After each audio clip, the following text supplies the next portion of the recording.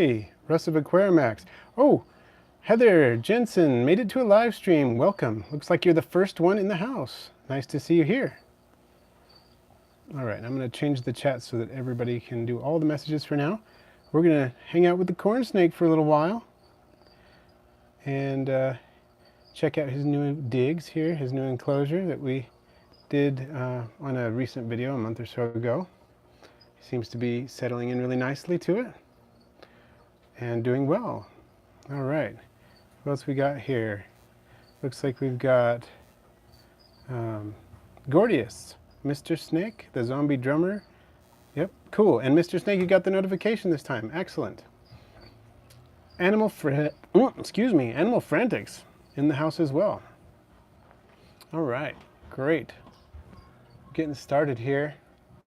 We thought we'd kind of get going on this. We'd let Mr. Skeletal, the name of the snake there, we'd feed him a little bit. So thank you. You want to go ahead and remove the lid there, Xander? Now, thank you. He is a cute corn snake, isn't he? We don't know if it's a boy or girl. Oh, he's a little bit disturbed as we remove the lid. We'll put this over here out of the way. There we go. Thank you, Xander. And I've got the tweezers right there, and here's his Reptilink. We're going to do it inside the cage, though, right? Oh, right. So yeah. Strike. Yeah. Or at least be aggressive. Yeah. Yeah, we've been working with him for a while. He, of course, eats mice, but we're also using some Reptilinks, which are whole animal prey, made into a sausage casing form. They use rabbit and quail. And so then we don't have mice in the freezer, which some people in the house object to. So here we go. And Heather says, first live stream I've caught live. Super excited. Well, we're excited to have you here. It's a lot of fun. I really enjoy our live streams, and I enjoy the community we have going on. Xander, would you mind telling everybody if they can turn down the music in the other room? Okay. That would be great, because I don't want to get kicked off of YouTube or demonetized or whatever. So, yeah. We're going to get started in just a second here. See if we can have him eat. We've already got 2 likes, which is pretty awesome. And if anybody has any questions, you know, I can answer them while we're waiting here. If you want to go ahead and start, you should probably take that hide out so that he can see what we're doing. And that would be great. All right, is he hiding? It's okay. You can just put the hide out here on the floor, and then we will get him going.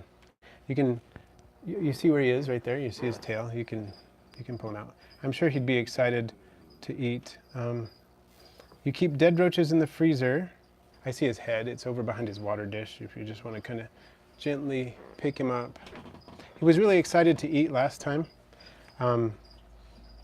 Inside his enclosure, it was one of the best feeding responses we've had, and so we're going to kind of repeat that.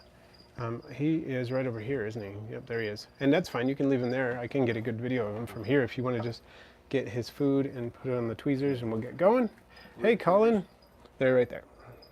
See him. There you go.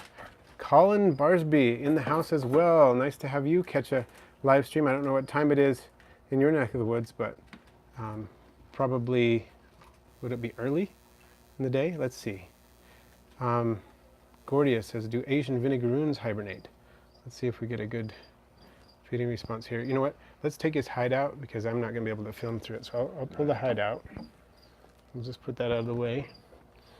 And then we'll see what we can get here, everybody.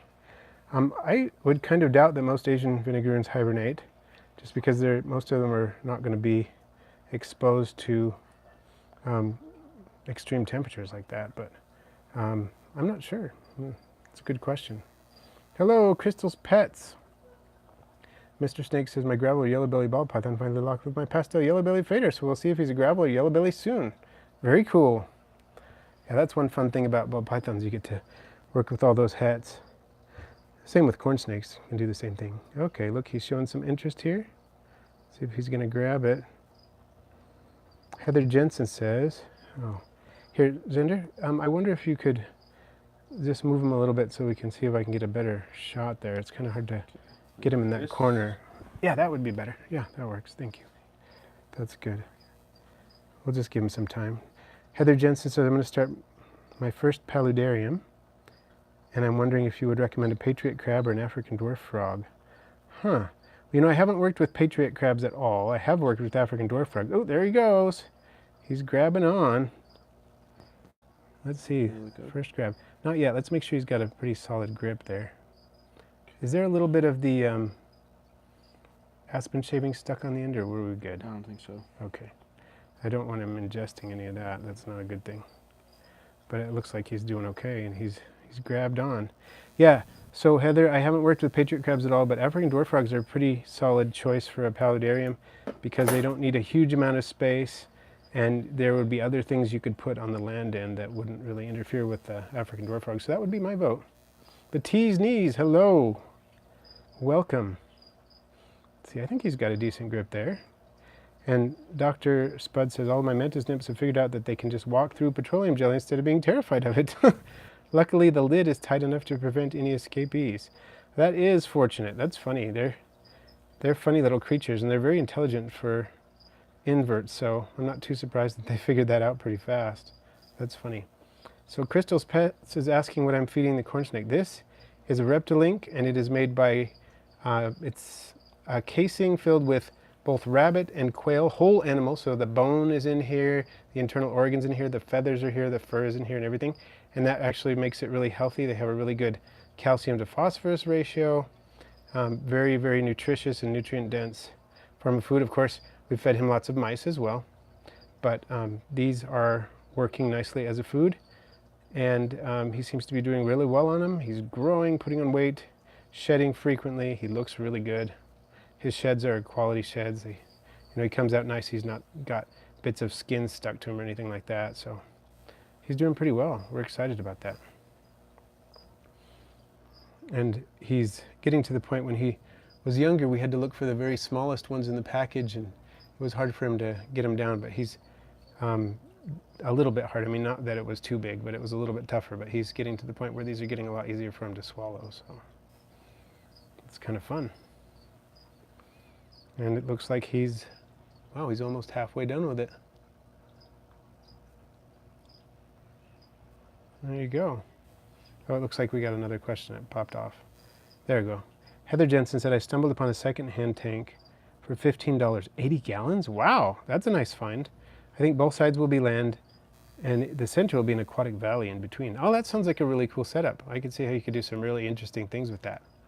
You know, when you're talking about patriot crabs, I haven't worked with that species, but I would be really interested in setting up a large paludarium for some vampire crabs someday. If you ever have a chance to check out Fangs and Fins, it's a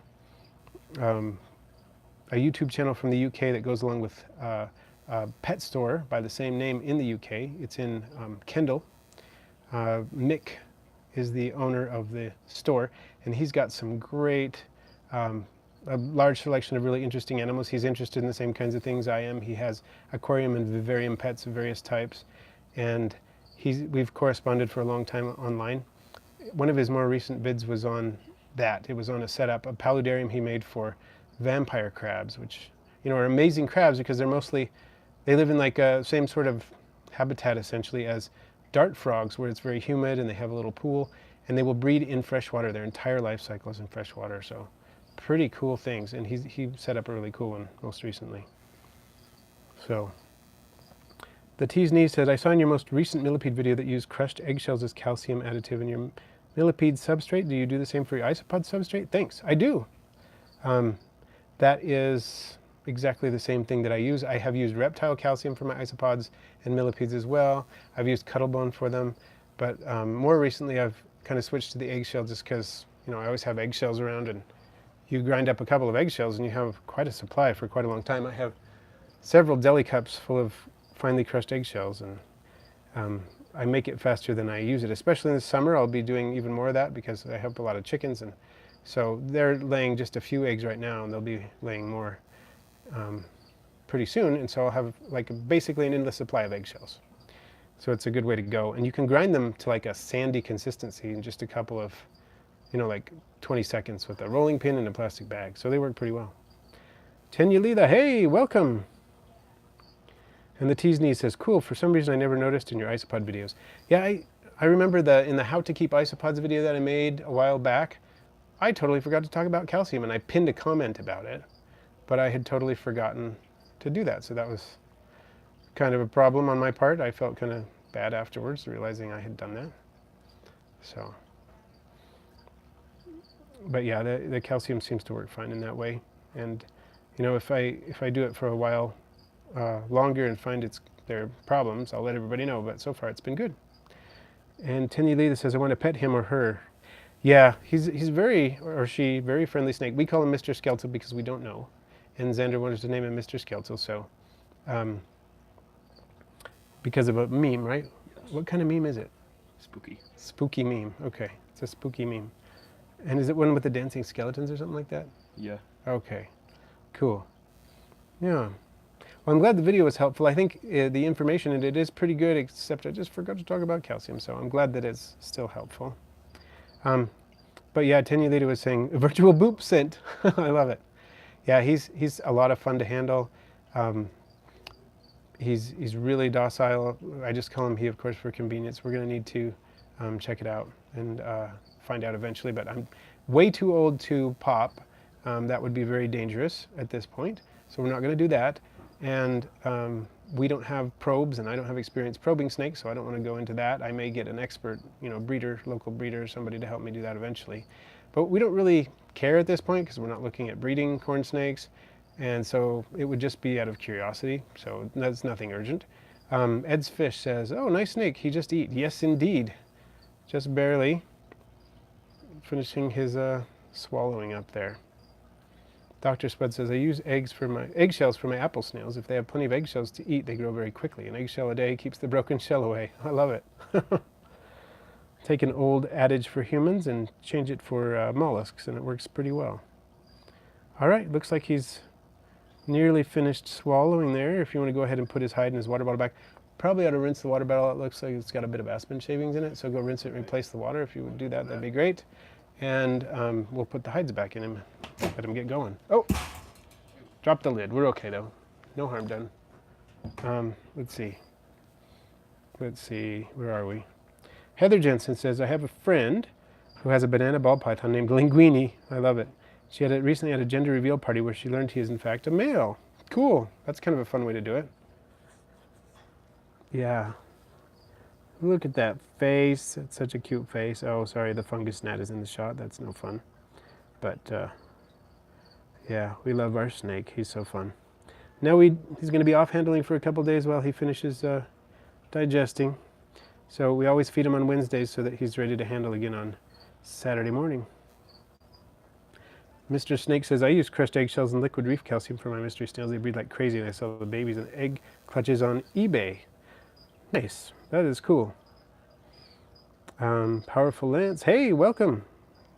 Welcome back to the live stream. Good to see you again. And Mr. Snake said I made $71 in a month. That's really not bad for some mystery snails at all. That's really good. Okay, I'm going to get out of your way so you can close this stuff up, Cinder. Put it back in his enclosure, and I'm going to get this back up on the platform. Where his water dish would go. Sorry, everybody. What did I put in front of the camera? There we go. I just put my hand in front of the camera. I always do that, don't I? Don't mean to. Okay, hopefully you can still hear me. Just 1 second. Need to grab a drink.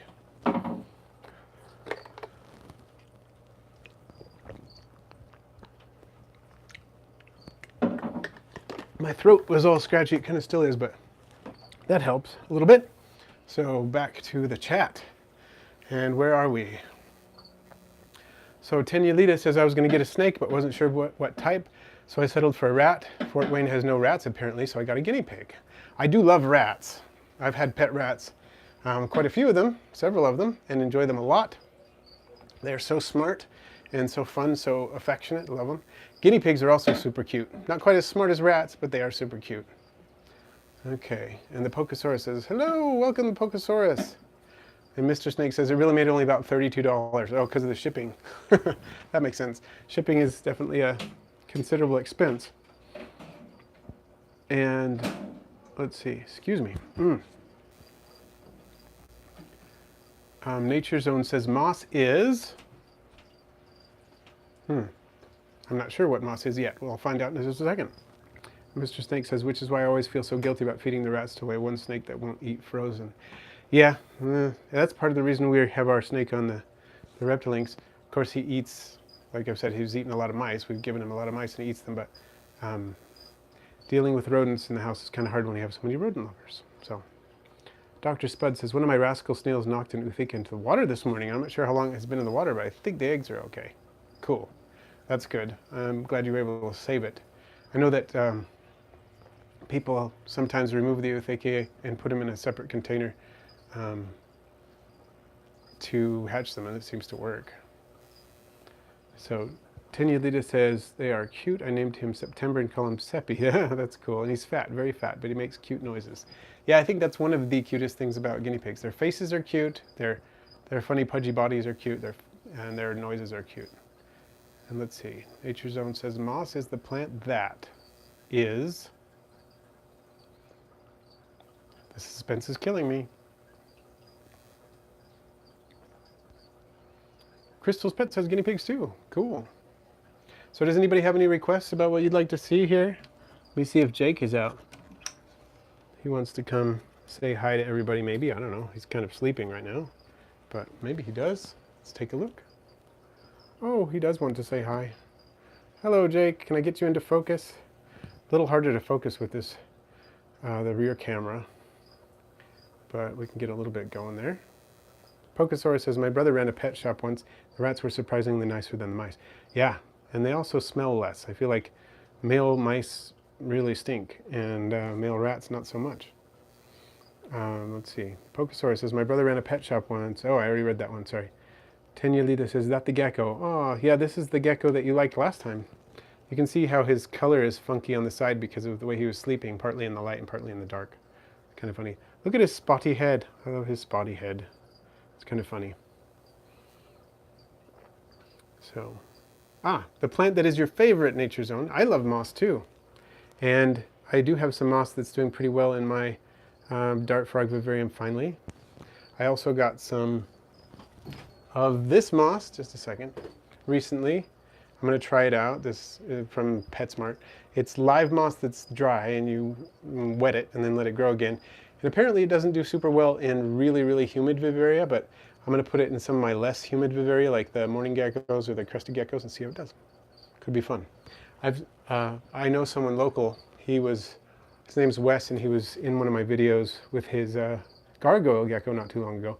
And he's got a vivarium that I have taken care of, babysat for him, and it's got some of that same moss in it, and it did really well. I think it's the same stuff, he said, and it does well in his gargoyle gecko setup, so I'm going to give it a go. Ed's Fish says, I have had springtails in my bioactive crested gecko vivarium for 6 months now. Do I ever need to replenish them? Tank never smells, but I also never see springtails. Well, I would say most likely you don't need to replenish them as long as you're seeing that the waste is being taken care of, which it sounds like it is. Many times the springtails are pretty secretive and stay deeper in the substrate, especially during the daytime, unless they're coming out to eat. And since crested geckos don't eat springtails, you probably don't need to worry. Now, in a morning gecko setup or a dart frog setup, I would recommend replacing the springtails once in a while. But in your case, probably not, as long as everything is going okay. If you do find out that you've had a die-off, then I would recommend replacing them. But one thing you can do is you can move around the leaves, the leaf litter layer a little bit, or other objects sitting on the substrate like pieces of cork bark or anything like that. Move those around, and if it's slightly damp under there and you see some springtails kicking around in there, or you can look from the side of the glass and see if they're running around on between the drainage layer and the substrate, the planted aerobic layer, then I would say, you could probably find if you see any. If you don't see any at all, I would probably just recommend adding some. So Dr. Spud says, moss is a good plant, good to have around unless it is growing on your shoes. It grows really, really slow though. Yeah, some kinds do grow fairly slowly. Tenyalita says, now as someone who's going to be going into the business industry as a florist, let me tell you, moss is my favorite plant. And Nature Zone says, you should just use moss from outside. My animals are fine, just quarantine it. You know, I've heard an interesting thing though. I've heard the quarantining is certainly helping to keep it safer. But one thing that I've heard is that some types of moss require a dormancy period, and you bring them in without that dormancy period, they eventually die off. I don't know for sure, but that's what I've heard. So, no problem, Ed's Fish. Glad that it's helpful. Heather Jensen says, I have a few terrariums with moss, but recently got some pixie cup lichen. It is super cute. That sounds cool. Lichen is cool stuff. I'd like to see it. If you have any on your channel, if you have any posts that include it, that'd be cool. I'd love to check it out. Crystal's Pet says, I love moss as well. Nature Zone says, it grows so fast for me. I have seen some of Nature Zone's enclosures with the moss in them. He does some fabulous moss stuff. If you haven't checked out his channel, Nature Zone, what would be a good video from your channel to check out to see some of your moss? I know I've seen it, but I can't remember offhand which channel or which video would be a good idea to look at for that. And Dr. Spud says, it depends on the species. Some grow much faster than others. Okay. Yeah, that's true. And Heather Jensen says, I wish I did put a photo on the Facebook page. Cool, good idea. I would definitely like to see it. What do you think, Jake? See, his color is already starting to equalize on the side. There was a more pronounced difference right along here, and now not so much. Ah, your morning geckos. Yep, that's probably where I saw it. I remember seeing your morning geckos. So, if you want to check out his moss, he's got some incredible stuff going on. So check out his morning gecko video if you want to see his moss. And you said you got some from Cactus and Tropicals too, didn't you? They just give you some that grows on the ground, something like that. Oh, sorry, I pushed the wrong button. Not the one I wanted to push. I don't want to kick anybody out of the chat. Okay. Blue Basin Aquatics. Hey, and greetings. Ed's Fish. Such a calm gecko. I wish my girl was as handleable. Well, I'll tell you the truth about this guy. When I first got him, he was not very amenable to handling. He has calmed down quite a bit, and he was already an adult when we got him. He was probably, I want to say, around 18 months old, and he was not particularly fond of handling. And still, he's a little crazier than some of our other geckos, but he is not anywhere near as crazy as he was. He used to just leap out into space, but as you can see, I'm not restraining him, and he's fine. He's fine with being petted. He still is not a big fan of eating crickets. Still just prefers crested gecko diet, but he's certainly calmed down. So there's hope for your gecko yet, Ed. So Tenulita's going to check it out. Good. And you're welcome, Nature Zone. I like to pass that around when I can. I think, you do. Seriously, you've got some incredible mosses going on. It's awesome. Dr. Spud says, my leopard gecko would dart all over the house when she was younger. Now she sits like a rock in my hand. Yeah. We've had a similar experience with our leopard gecko. We named our leopard gecko Pago because that is the Hindi term, or one of the Hindi terms for run, like when you're telling everybody to run, and that's what she would do when she was little. But she calmed down, and now she'll sit in your hand. She'll eat out of our hands, as you've seen. She actually always ate out of our hands. She's been good about that, but she used to run around, and she doesn't that anymore. Crystal Pet says, I see that you have isopods sometimes. Springtails show up too. Very, very true. Many of my isopod cultures have springtails in them. Whether or not I added them, I try to add them when I can, because it just helps, especially when you're first establishing the culture, to keep fungus gnats from going too crazy in there, and also fungus problems with mushrooms or things growing in there. So Nature Zone is going to upload a video of the moss today. Oh, you should. That's a good idea. I bet a lot of people would like to see that. Just like do a highlight on your moss and your vivariums. I think I showed some of my moss and some of my vivariums that's just starting, and it's doing okay on one of the recent live streams, but not like what you've got going. I've just recently started into it. I mean, I used to grow aquatic mosses in pretty large quantities. I used to grow not only Java moss, but like Christmas moss and some liverworts like Pellia and Taiwan moss and a couple other kinds. I want to say a lot of them, and I used to sell them online in fairly large quantities. I used to use CO2, to get them going and stuff like that. And I would like to do that again if I had the time. It takes a little bit more maintenance than I'm willing to put into that right now, but I love it. It's fun stuff. So, Dr. Spud says, do you know why unmanaged roach cultures always end up with so many more males than females? Good question. I don't know that, although I know that with okay, well, I'm going to back up and say I don't know, but I think I've heard that with some species of animals like guppies, the way the chromosomes work. Males are more common than females, and there's something about overcrowding them that causes more males to be produced than females. Something like that. I don't know if that's the case with roaches, if there's anything like that. I wonder if that's the case, but I don't know. It's just pure speculation. And Crystal's pet says, that's cool. Moist. Whoa, look at that face. Will you look at that face? It's beautiful. Look at those eyes. Okay. Let's see, where were we? He says, let's see. Nature Zone says, I have some liverwort from the Uintas. Cool. Yeah, I have seen, let's see, I don't know if I've actually seen any liverworts up in the Uintas or not. I'm trying to remember. But there's a lot of cool mosses up there, that's for sure. Some really cool ones. It's a lot wetter up in the hills in the mountains than it is down in the valley here. Wow, this live stream's been going pretty fast. We only got about 4 minutes left. So if you've got any questions, this is the time. I'll see what I can cover. Or any requests for what you'd like me to show, anything like that. Are you ready to go back in your enclosure, buddy? Yeah? Okay. I'm going to put this guy back, and I'm going to take out the mantis. Why not? You want to see the mantis? Hit the like button if you want to see the mantis. Primetime Gecko's in the house. Excellent. And Michael Seal says, thank you, Aquarimax Pets. Very cool. You're welcome. Did you eat that cricket I put in here? It looks like you ate some of it. You'd finish it. Here is the mantis. This is my Herogula mantis. What are you doing?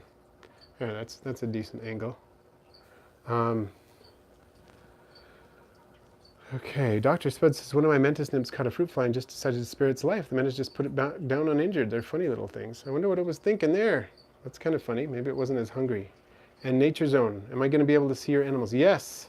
Yes, we're still going to do that. I need to talk to your dad again. We've been emailing back and forth, but some things got crazy the past few weekends. I thought I was going to fly out of town last weekend, and then the last minute I ended up not flying out of town, and so that didn't work. But yeah, we'll make it work, hopefully pretty soon. And Heather Jensen says, would you ever keep an orchid mantis? I definitely would. I want to. Part of the reason I got this mantis, well, I think they're cool for one, but part of the reason I got this mantis is because I think an orchid mantis would be cool, and I wanted to get some experience with other species other than just the normal, Teneodora sinensis, the Chinese mantis that lives all over the place and I can catch in the summer. Oh, mantis just took a dive. I'll be right back. I'm glad you can still hear me from here. But yeah, it just decided to fly off my hand, and that's fine. Not a big deal. Okay, so yeah, I totally want to keep an orchid mantis, and the cool thing is, so does my wife. She likes orchid mantis a lot, so we'll probably do that sometime. But they have more exacting requirements with humidity and so on, so I wanted to kind of get my feet wet with some other mantid species first. And Tenulita says, I currently run a gardening club. When everything is settled, I'll be uploading videos of different plants. I'll tell you when they're uploaded. Cool. That'd be nice to see. Bet you got some cool plants going on. Yeah, this is definitely a large mantis. This is Hierogula, is one of the largest species you can get in the hobby. And this individual is actually not the biggest that I've seen online. It's the only adult I've seen in real life, but keeps taking a dive, so I should probably put it away soon. But mantis are cute, aside from the fact that females eat the males. It's a little creepy. Yeah, and that can happen, although in captivity happens more often than in the wild, but in captivity, if you feed the female right before you introduce the male, and then keep her eating while they mate, that can often help. Second time you've seen a mantis jump like that. Yeah, they do that a lot, actually. Heather Jensen says, I had a mantis from a science class in middle school from a baby until at least as big as yours. I really enjoyed that. Yeah, it's a lot of fun. This one was about the size of a mosquito when I got it. It's been fun watching it grow up. Amazing little fellow, or rather large fellow. First time I saw it, the mantis got itself killed. Oh no. And Dr. Spud saying that's a male, isn't it? I think it is. I thought it was a female first, but I must have miscounted the sections because it looks a lot more like a male, and it's acting like a male in the way that it's not all that excited about eating now that it's an adult. It will eat, but it won't eat anything like it did when it was a baby. Heck, and Mantis, stop leaving. Yeah, he keeps doing that. if it's a he. Oh, we just hit the 30-minute mark, so I've got to wrap up. I've got some other video work to do for you. It's coming up on Friday. Got some fun stuff going on. So thanks for joining today, and if you haven't clicked the like button, go ahead and do that, and we'll catch you on Friday.